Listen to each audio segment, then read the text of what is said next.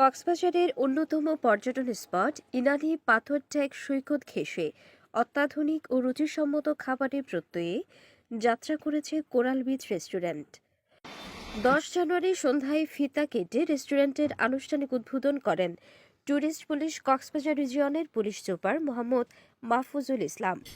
এ সময় কক্সবাজারের ব্যবসায়ী নেতা মুস্তাক আহমেদ সহ মান্যগণ্য ব্যক্তিগণ উপস্থিত ছিলেন।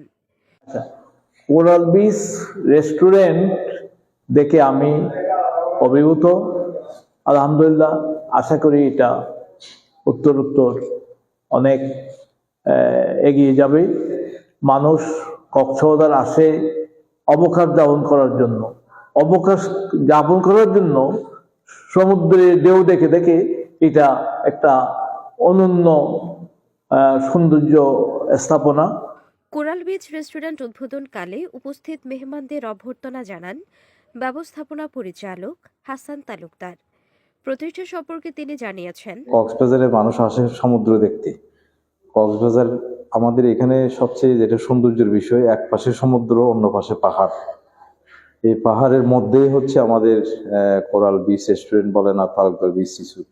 এইটা তো আমি যেটা মনে করি, পর্যটকেরা কক্সবাজার এসে আমাদের এটাকে আগেই বেছে নিবে, কারণ এটা খুব সুন্দর একটা জায়গার মধ্যে আমাদের প্রতিষ্ঠানটা।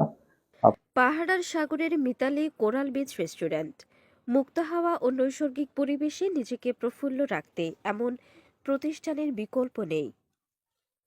Desk news, CBN, Cox's Bazar.